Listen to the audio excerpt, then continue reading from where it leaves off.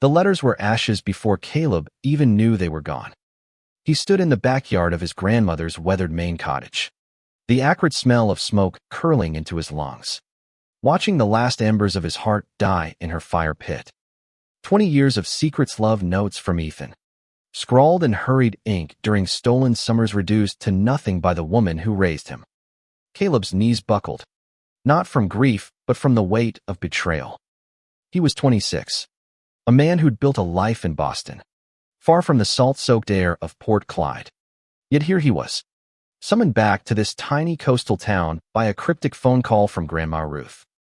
"Come home, Caleb," she'd said, her voice trembling. "We need to talk." He'd expected a health scare, maybe a plea for help with the house. Not this. Not the deliberate destruction of the only proof he'd ever been loved. He turned to her, standing rigid on the porch, her silver hair catching the late afternoon sun. Ruth's eyes, usually sharp as sea glass, were clouded with something Caleb couldn't name: regret, perhaps, or defiance. "Why?" he asked, his voice cracking like the driftwood underfoot. She didn't answer, just clutched her shawl tighter and turned back inside, leaving him with the ashes and the wind. Port Clyde hadn't changed in the decade since Caleb left. The same lobster boats bobbed in the harbor. The same weathered signs advertised fresh clams at Rosie's Diner. But Caleb had changed. He wasn't the scrawny kid who'd hidden his truth behind baggy sweaters and forced smiles. He was out, proud, a graphic designer with a small but loyal circle in Boston. Yet standing here, in the shadow of Ruth's cottage, he felt like that boy again, small, scared, and desperate to be seen. He'd met Ethan at 16, during one of those endless summers when Port Clyde swelled with tourists.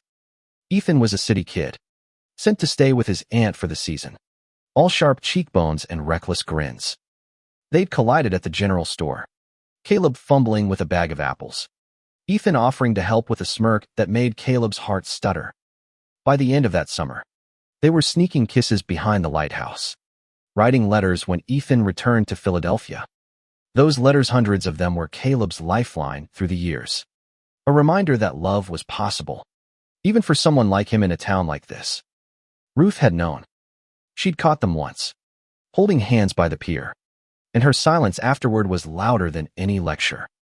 Caleb thought she'd accepted it, in her own stoic way. But the fire pit told a different story. He kicked at the ashes, a lump rising in his throat. Why now? Why burn them after all these years? Inside, the cottage smelled of lavender and old wood. Ruth sat at the kitchen table, a stack of papers in front of her. "I need your help, Caleb," she said, her voice softer than he'd ever heard it. "I'm not well. I need you to write my will." He froze, the words landing like a punch. "You burned my letters," he said, each word sharp. "And now you want me to write your will."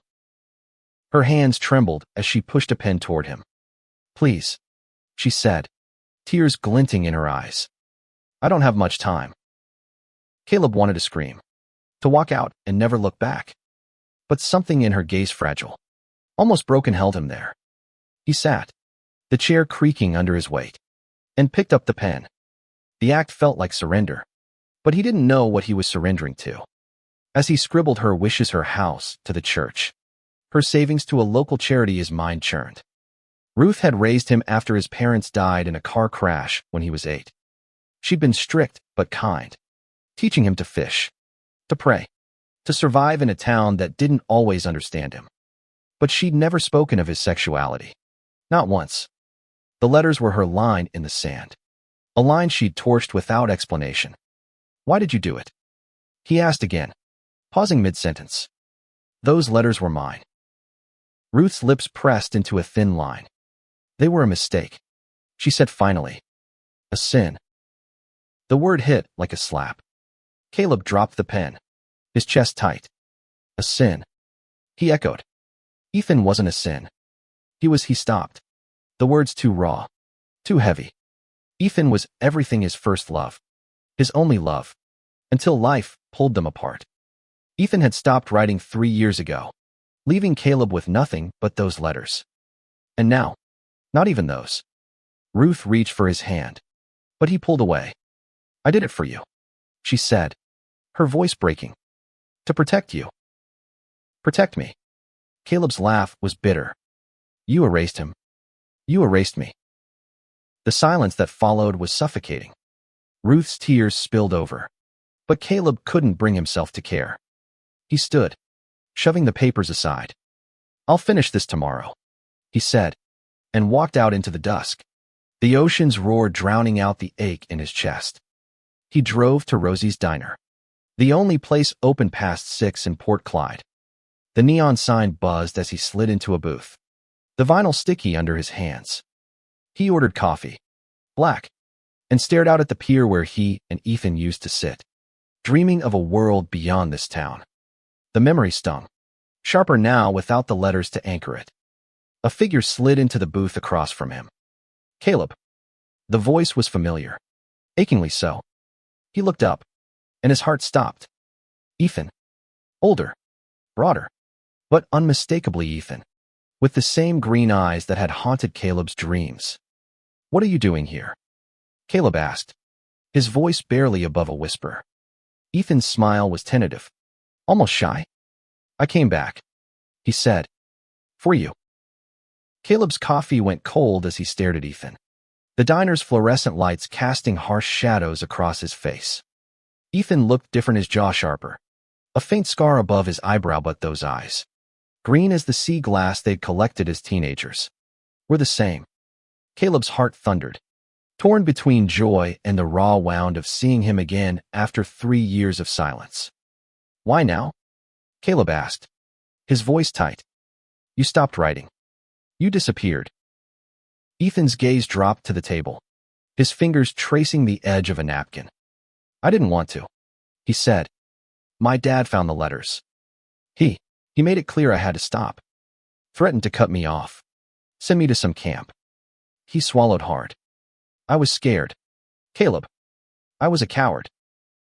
The admission hung between them, heavy as the fog rolling in off the harbor. Caleb wanted to be angry, to let the hurt of those silent years spill out. But all he could think of was the fire pit, the ashes of their words. "My grandma burned mine," he said, the words bitter. "Every single one." Ethan's head snapped up, his eyes wide with shock. "Ruth. Why?" "She called it a sin." Caleb's voice broke on the word, and he hated how small it made him feel. "She raised me, Ethan. She was my family. And she burned you out of my life." Ethan reached across the table, his hand hovering before settling on Caleb's wrist. The touch was electric, pulling Caleb back to those summers when they'd run barefoot through the dunes, stealing moments under the stars. "I'm here now," Ethan said softly. "I came back because I couldn't stay away anymore. I heard you were in town, and I had to see you." Caleb pulled his hand back, the warmth of Ethan's touch too much. Too soon. Heard from who? Port Clyde was small, but not that small. Gossip didn't travel that fast. "Rosie," Ethan said, nodding toward the counter where the diner's owner, a wiry woman in her 60s, was wiping down glasses. "She saw you drive in this morning. Called me." Caleb glanced at Rosie, who gave him a knowing nod before turning away. She'd always been kind, slipping him extra fries when he was a kid, never asking questions about why he and Ethan were always together. But this felt like a betrayal, to a town conspiring to drag him back into a past he wasn't ready to face. "What do you want, Ethan?" Caleb asked, his voice steadier now. "You show up after 3 years. No warning. No letters. What am I supposed to do with that?" Ethan leaned forward, his eyes searching Caleb's. "I want a chance. To explain. To make it right. I know I hurt you. But I never stopped." He stopped, the words catching in his throat. "I never stopped loving you." The diner seemed to shrink, the clatter of dishes and hum of conversation fading until it was just them, two boys who'd once promised each other forever. Caleb's chest ached with the weight of those words, but he couldn't let himself fall back into Ethan's orbit. Not yet. Not after Ruth. The ashes. The years of silence. "I need time," Caleb said finally, Standing. I can't do this right now. Ethan nodded, his expression a mix of hope and resignation. I'm staying at my aunt's place. Same as before. You know where to find me. Caleb left the diner, the bell above the door jangling as he stepped into the cool night air. The pier stretched out before him, dark and quiet, the ocean whispering secrets he wasn't ready to hear. He walked to the end, where he and Ethan used to sit, their legs dangling over the water. He could almost feel Ethan's shoulder brushing his, hear the soft promises they'd made. But those promises were gone, burned or abandoned, and Caleb didn't know if he could rebuild them. Back at Ruth's cottage, the lights were off, but Caleb knew she wasn't asleep. He found her in the living room, sitting in her old armchair, a photo album open on her lap. The sight of it stopped him cold. Pictures of him as a kid, gap-toothed and grinning, mixed with older photos of his parents, their faces frozen in time. I didn't mean to hurt you, Ruth said without looking up. I thought I was saving you. Saving me from what? Caleb's voice was sharp, but he stayed in the doorway, unsure if he wanted to hear her answer. From pain, she said, her fingers tracing a photo of Caleb's mother. This world, it's cruel to people like you. I thought if I took away the letters, you'd move on, find an easier path. Caleb's throat tightened. You don't get to decide my path, he said. Those letters were my life. Ethan was my life. Ruth's eyes met his, wet and weary. I know, she whispered. And I was wrong. The admission stunned him, rooting him to the spot. Ruth, who'd never apologized, who'd held her faith like a shield, was admitting she was wrong. But it didn't erase the ashes, didn't undo the years of silence between them. I'll finish the will tomorrow, Caleb said, turning away. But we're not okay. He slept in his old room, the walls still plastered with banned posters from his teenage years. The bed creaked under his weight, too small for the man he'd become. He lay awake, Ethan's words echoing in his mind. I never stopped loving you. But love wasn't enough. Not when trust was shattered. Not when family could betray you with a match and a prayer. The next morning, Caleb woke to the smell of coffee and the sound of Ruth moving in the kitchen. She didn't speak as he sat at the table, the wallpapers still waiting. He picked up the pen, but his mind was elsewhere in Ethan. On the pier. On the boy he used to be. He needed answers. Not just from Ruth, but from himself. Could he forgive her? Could he trust Ethan again? As he wrote, Ruth watched him, her silence heavy with unspoken words. Caleb didn't look up. He wasn't ready to bridge the gap between them. Not when his heart was still reeling from Ethan's return. But somewhere, deep down, he knew this trip to Port Clyde would change everything. Caleb's pen scratched across the paper, each word of Ruth's will a tether pulling him deeper into a past he'd tried to outrun. The kitchen was too quiet. The only sounds the tick of the old clock and Ruth's shallow breaths as she watched him from across the table. He wanted to ask her more why she'd kept the letters all those years. Why she'd chosen now to destroy them, but the weight of her confession last night held him back. I was wrong, she'd said, but those words didn't rebuild what she'd burned.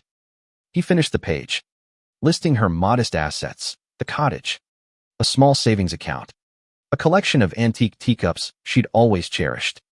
You sure about giving the house to the church? He asked, his voice flat. You could sell it. Move somewhere warmer. Ruth's lips twitched, almost a smile. This is home, she said. The church has been good to me. They'll know what to do with it. Caleb nodded, though he didn't understand.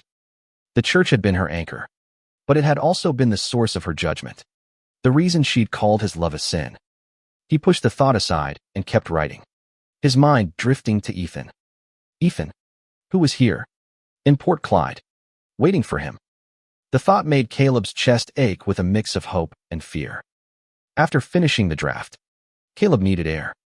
He left the cottage and drove to the lighthouse, the one place in town that felt like his and Ethan's alone. The red and white tower stood stark against the gray sky, waves crashing below. He climbed the rocky path to the base, memories flooding back, Ethan's laugh as they raced to the top, The way their hands fit together. The promises whispered in the dark. He was halfway up the spiral staircase when he heard footsteps behind him. Caleb. Ethan's voice echoed. Tentative but unmistakable. Caleb turned, gripping the railing. Ethan stood a few steps below. His flannel shirt rumpled. His hair mussed by the wind. Rosie said you might be here. Ethan said, climbing closer. Can we talk? Caleb wanted to say no, to keep the walls he'd built around his heart. But Ethan's presence was a tide pulling him under. Fine, he said, leading the way to the top.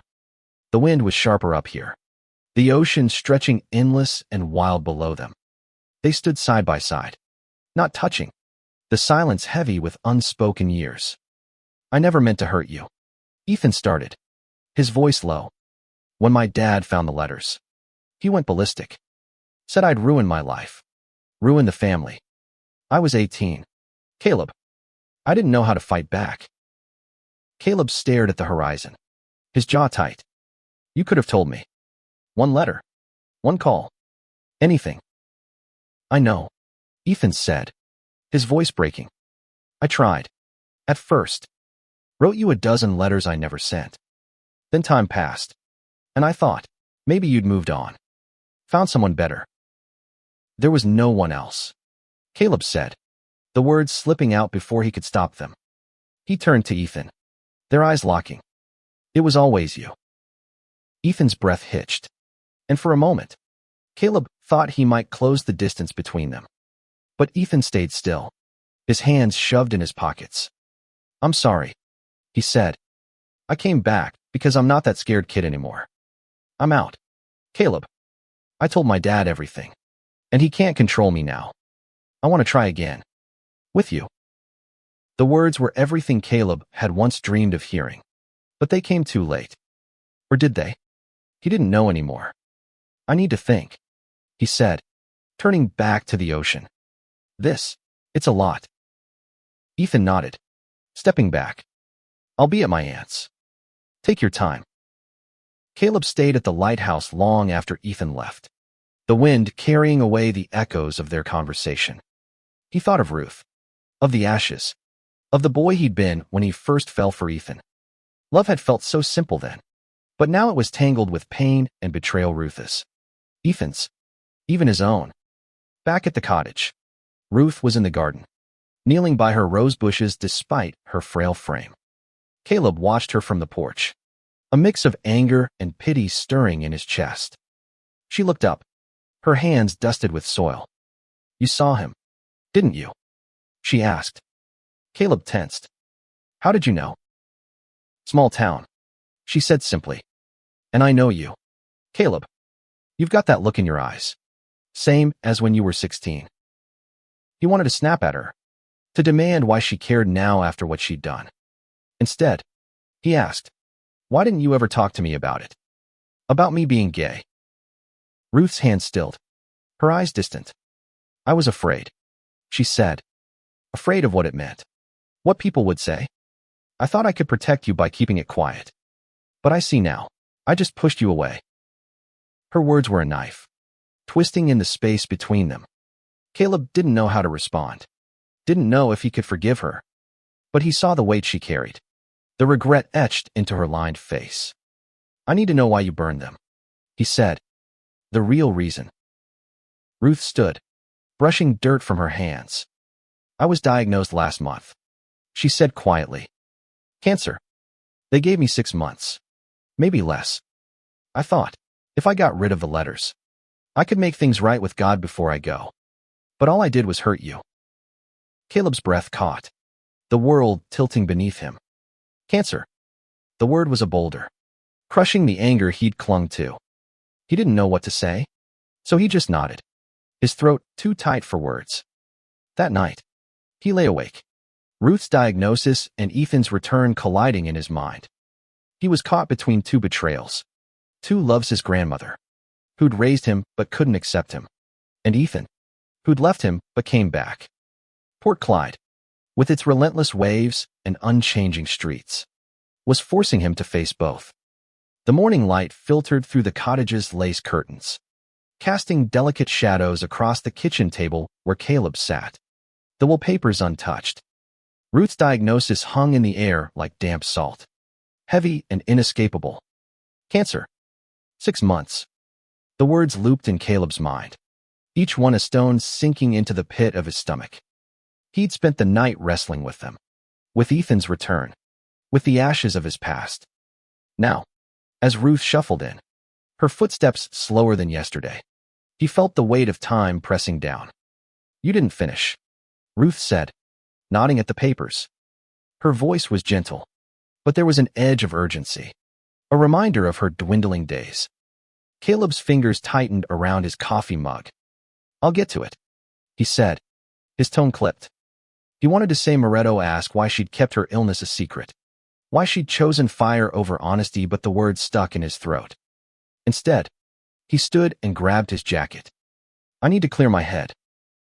He drove to the pier, the same one where he and Ethan had carved their initials into the wood years ago. The marks were still there, faded but defiant, a testament to a love that had survived time, if not Ruth's flames. He sat on the edge, his boots dangling above the water, and tried to untangle the mess of his heart. Ruth was dying. Ethan was back. And Caleb, caught between them, didn't know how to move forward. His phone buzzed in his pocket, a text from Ethan. "Meet me at the lighthouse at noon. I found something you need to see." Caleb stared at the message, his pulse quickening. Part of him wanted to ignore it, to protect himself from more pain. But curiosity, and something deeper, pulled him toward the lighthouse. When he arrived, Ethan was waiting at the base, holding a small, weathered box.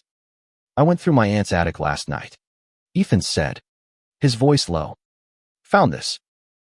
He opened the box, revealing a stack of envelopes, letters, addressed to Caleb in Ethan's familiar scrawl. Caleb's breath caught. "You said you didn't send them." "I didn't," Ethan said, his eyes steady. "I wrote them, but I couldn't mail them. My dad was watching me like a hawk. I hid them instead, thinking one day I'd give them to you myself." Caleb took the box, his hands trembling as he thumbed through the letters. There were dozens, some yellowed with age, others creased from being folded and refolded. "Why didn't you tell me?" he asked, his voice barely above a whisper. "I was ashamed," Ethan admitted. "I thought you'd hate me for giving up. But I never stopped writing." "Caleb." "Not really." Caleb opened one letter. The ink faded but legible. "I miss you every day," it read. "I dream of the pier, of your laugh, of the life we could have had." The words were a lifeline, pulling him back to the boy who'd believed in forever. But they also hurt, a reminder of the years lost to fear and distance. "I don't know if I can do this," Caleb said, closing the box. "You left, Ethan, and Ruth's dying, and she burned everything I had left of you. I'm drowning here." Ethan stepped closer, his hand brushing Caleb's arm. "I know I messed up, but I'm here now, and I'm not going anywhere. Let me help you through this." Caleb pulled away, the touch too much. "I need to deal with Ruth first," he said. She's all I have left of family." Ethan nodded, his expression soft but resolute. "I'll wait," he said, "as long as it takes." Back at the cottage, Caleb found Ruth in the living room, the photo album open again. She looked up, her eyes red-rimmed. "You're back," she said, almost surprised. "We need to talk," Caleb said, sitting across from her.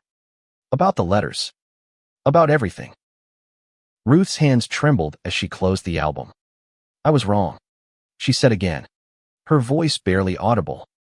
"I thought I was doing God's will, but all I did was push you away. I'm so sorry, Caleb." Her apology, raw and unfiltered, cracked something in Caleb's chest. He wanted to stay angry, to hold on to the hurt, but seeing her so frail, so broken, made it hard. "Why didn't you tell me you were sick?" he asked. "I didn't want pity," she said. "I wanted to fix things first, but I went about it all wrong." Caleb leaned forward, his voice softening. "You can't fix me, Grandma. I'm not broken. I'm gay. And I loved Ethan. And that's not a sin. It's who I am. Ruth's tears fell freely now. And for the first time, Caleb saw not just regret, but understanding in her eyes. I know that now, she said. I see you. Caleb. I see you. The words were a balm, soothing a wound he'd carried for years. But they didn't erase the pain, didn't bring back the letters. I'll finish the will, he said, standing. But I need time, too. That night, Caleb read Ethan's letters, each one a piece of the past he thought he'd lost. They were full of love, fear, and hope, a map of Ethan's heart through the years of silence. Caleb cried as he read, not just for what was lost, but for what might still be possible. As he fell asleep, the box of letters beside him, he felt a flicker of something new hope. Maybe, or the beginnings of forgiveness. For Ruth, for Ethan, for himself. Caleb woke to the sound of rain pattering against the cottage windows. The box of Ethan's letters still tucked against his side. He'd read half of them last night, each one a thread stitching together the years they'd lost. The words were raw, vulnerable, full of Ethan's regrets and dreams. And they left Caleb teetering between hope and hesitation. He wanted to believe in second chances, but trust was a fragile thing, and his was still bruised. In the kitchen, Ruth was already up, her hands wrapped around a mug of tea. She looked smaller today, as if the weight of her confession had carved away at her. You're up early, she said, her voice soft. Couldn't sleep, Caleb replied, pouring himself coffee. He sat across from her, the wallpapers between them like a silent judge. I'll finish this today, he said, more to himself than to her. Ruth nodded, her eyes lingering on him. You don't have to stay. You know. After this. I know I've made things hard. Caleb's grip tightened on his mug. You're my family, he said, the words heavy with truth and conflict. I'm not leaving you now. Her lips trembled, but she didn't cry. Instead, she reached into her pocket and pulled out a small, folded piece of paper. I kept one, she said, sliding it across the table. I couldn't burn them all. Caleb unfolded the letter, his heart pounding. It was one of his own, written to Ethan during their second summer together. I don't know how to be without you, he'd written. This town feels empty when you're gone. The sight of his own words, preserved when he thought all was lost, broke something in him. He looked at Ruth, tears blurring his vision. Why this one? It was the first I found, she said, when you were 17. I read it, and I saw how much you loved him. I couldn't destroy it, even if I didn't understand. Caleb folded the letter carefully, tucking it into his pocket. Thank you, he said, his voice thick. It wasn't forgiveness. Not yet, but it was a start. He spent the morning finalizing the will, his pen moving with purpose. Ruth's wishes were simple, but each line felt like a farewell. When he finished, he slid the papers to her. It's done, he said. You should have a lawyer look it over. Ruth nodded, her fingers brushing the pages. You've always been good to me, Caleb, even when I didn't deserve it. He didn't respond, the weight of her words too much. Instead, he grabbed his jacket and headed out, the rain soaking through his clothes as he drove to Ethan's aunt's house. He needed to see him, to confront the past and decide what future, if any, they could have. Ethan answered the door, his hair damp from the rain, his eyes lighting up at the sight of Caleb. You came, he said, stepping aside to let him in. The house smelled of cedar and old books, a stark contrast to the salt and lavender of Ruth's cottage. They sat in the living room, a fire crackling in the hearth. I read your letters, Caleb said, his voice steady despite the storm in his chest. All of them. Ethan leaned forward, his hands clasped. And they hurt, Caleb admitted. But they reminded me of us, of who we were. Ethan's eyes softened. We can be that again, he said. Better, even. I'm not running anymore. Caleb wanted to believe him, but doubt lingered like a shadow. What's different now? He asked. You left once. How do I know you won't again? Ethan stood, crossing the room to kneel in front of Caleb, his hands resting lightly on Caleb's knees. Because I know what it's like to lose you, he said, his voice raw. I spent 3 years regretting it. Caleb, I'm here, and I'm staying, whether you want me or not. The gesture Ethan on his knees, vulnerable and earnest, cracked Caleb's defenses. He reached out, his fingers brushing Ethan's cheek, the touch reigniting a spark he thought had died. I don't know if I can trust you, he said, but I want to. Ethan's hand covered his, warm and steady. Then let me prove it. They talked for hours, the rain a steady drumbeat outside. Ethan shared stories of the years apart, his fight with his father, his move to New York, his slow journey to self-acceptance. Caleb told him about Ruth's diagnosis, the burned letters, the letter she'd saved.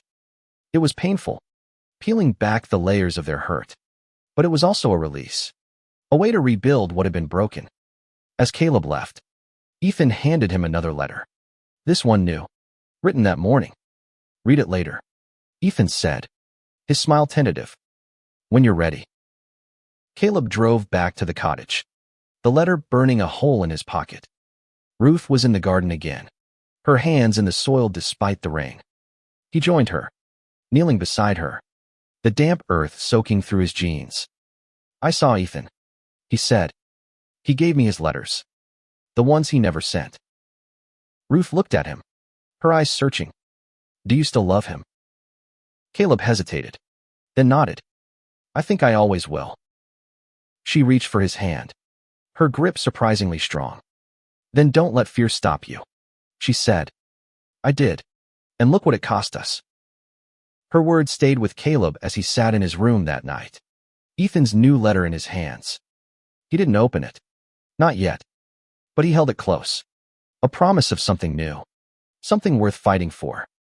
The rain had stopped, leaving Port Clyde glistening under a pale morning sun. Caleb sat on the cottage porch, Ethan's unopened letter in his hands, its weight both a comfort and a challenge. He'd spent the night wrestling with Ruth's words, "Don't let fear stop you," and the truth they carried. Fear had shaped too much of his life. Fear of Ruth's judgment. Fear of Ethan's abandonment. Fear of his own heart. Today, he decided, he'd face it. He found Ruth in the kitchen, her hands busy with a loaf of bread she was kneading, a task that seemed to ground her despite her weakening body. I'm going to see Ethan today, Caleb said, the words firm. We're not done talking. Ruth paused, her flour-dusted hands still. Good, she said, a faint smile breaking through. You deserve to be happy, Caleb. The words caught him off guard, a shift from the woman who'd burned his letters. He nodded, unable to find a response, and left for the pier.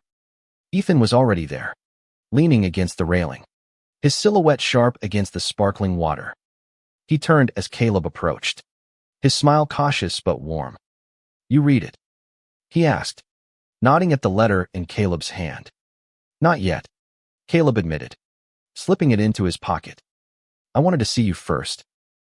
They walked along the pier, the boards creaking under their steps, the air thick with salt and possibility. Caleb told Ethan about Ruth's diagnosis, her apology, the letter she'd saved. Ethan listened, his eyes never leaving Caleb's face. She's trying, he said when Caleb finished. That's something. It's not enough, Caleb said, his voice sharp. Not yet, but it's a start. Ethan nodded, his hand brushing Caleb's as they walked. The touch was fleeting, but it sent a jolt through Caleb, a reminder of what they'd once had. What do you want, Caleb? Ethan asked, stopping to face him. Not what Ruth wants, or what I want.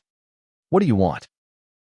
The question hit hard, forcing Caleb to confront the tangle of his emotions. I want to trust you again, he said slowly. I want to forgive her. I want to stop feeling like I have to choose between my past and my future.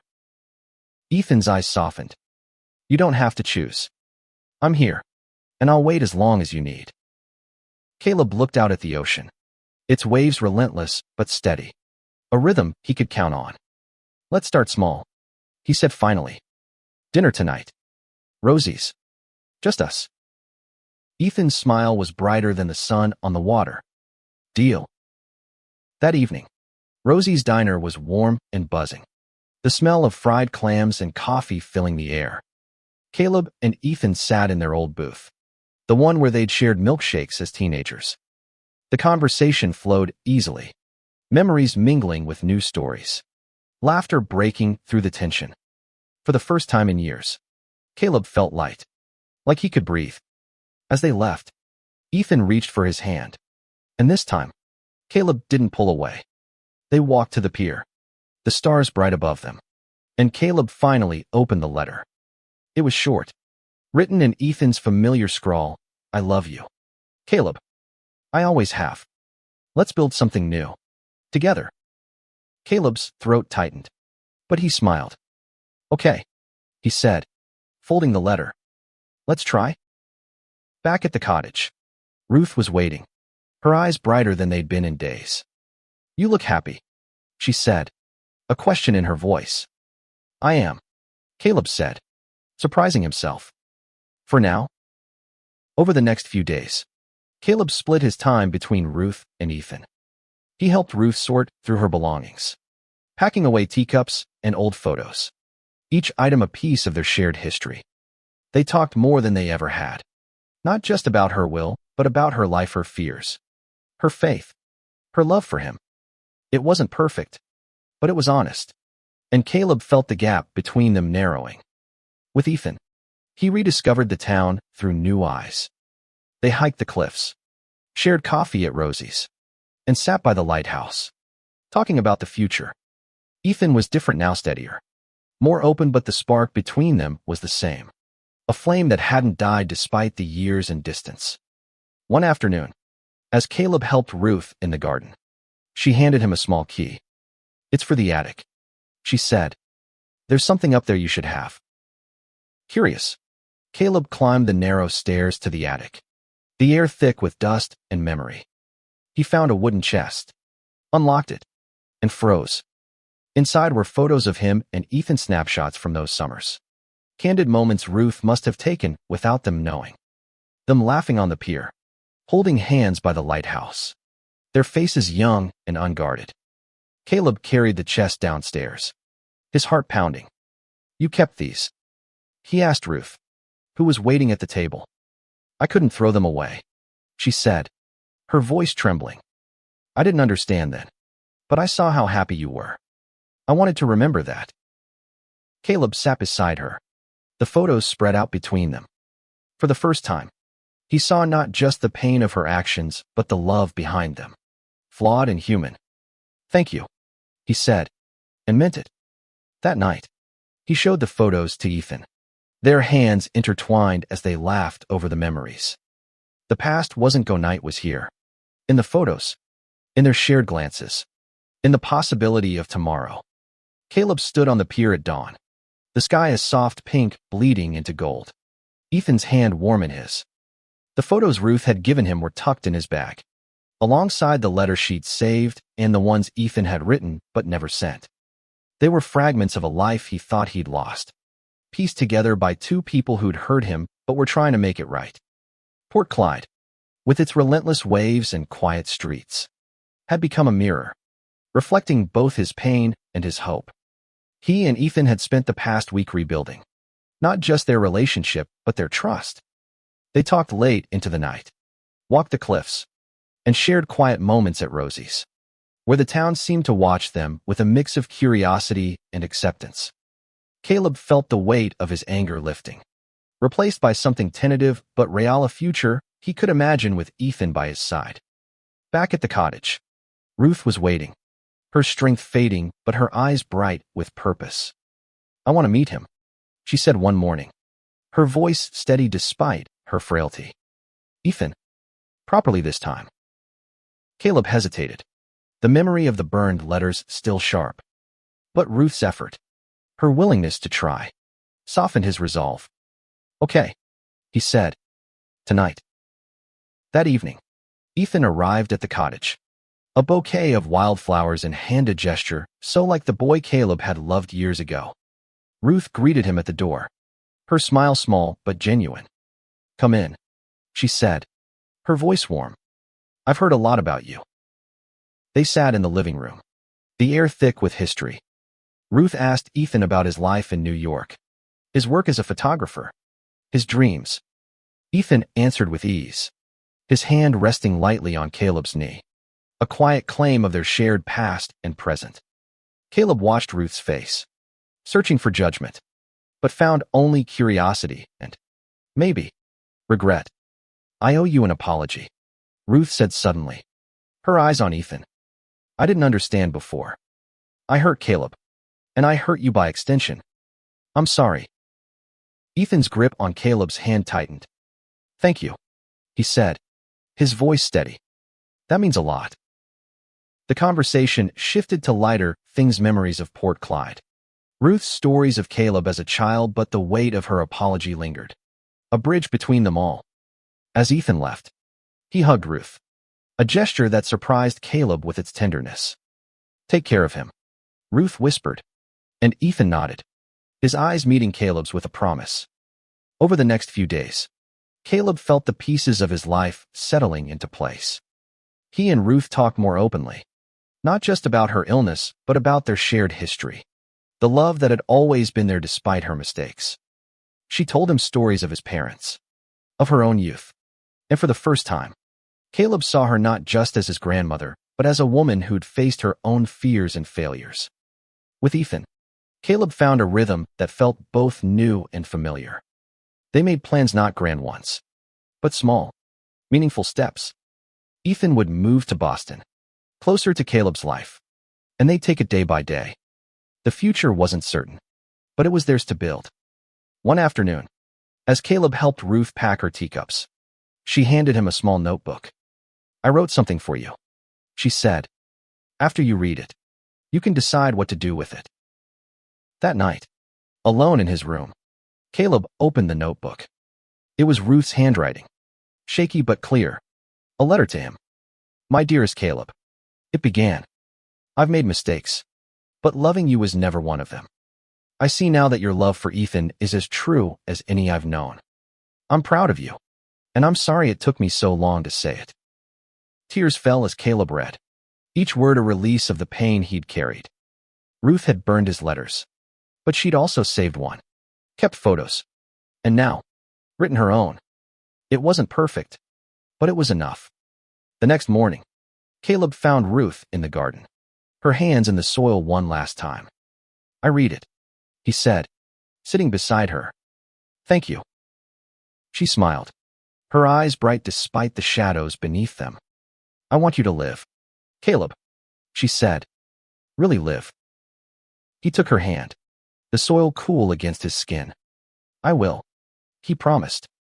Weeks later, after Ruth's will was finalized and her health declined further, Caleb and Ethan stood together at her bedside. She passed quietly, her hand in Caleb's, a faint smile on her lips. The grief was heavy, but it was tempered by the peace they'd found, the love they'd rebuilt. Caleb and Ethan stayed in Port Clyde for the funeral, the town gathering to honor Ruth's life. Rosie brought pies, the church sang hymns, and Caleb felt the community's embrace, flawed but warm. As they stood on the pier afterward, Ethan's arm around him, Caleb looked out at the ocean, its waves a reminder of resilience. "We're okay," Caleb said, more to himself than to Ethan. "Yeah," Ethan replied, kissing his temple. "We are." They left Port Clyde the next day, the photos and letters packed carefully in Caleb's bag. The town faded in the rearview mirror, but its lessons stayed with him: forgiveness, love, the courage to try again. Ruth's mistakes had hurt, but her efforts to make amends had healed. Ethan's absence had broken him, but his return had rebuilt him. And Caleb, standing at the edge of a new chapter, knew he was ready to write it.